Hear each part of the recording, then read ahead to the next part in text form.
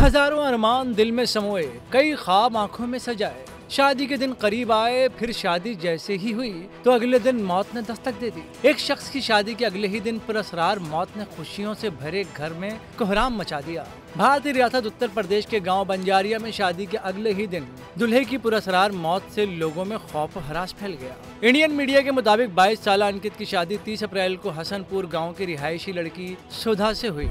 जब यकुम मई को दुल्हन रुखसती के बाद ससुराल पहुंची, शाम 6 बजे दुल्हा घर से बाहर गया और अचानक लापता हो गया। घर वाले रात भर अंकित को तलाश करते रहे, लेकिन कोई सुराग न मिला। अगले दिन यानी 2 मई को खबर मिली कि अंकित की लाश गांव के बाहर एक जगह से बरामद हुई। ये खबर मिलते ही घर में कोहराम मच गया। नई नवेली दुल्हन सदमे में चली गई। मामले की इत्तला मिलने पर पुलिस मौके पर पहुंची। दूल्हे की लाश को पोस्टमार्टम के लिए अस्पताल भेज दिया। तहकीकात जारी है।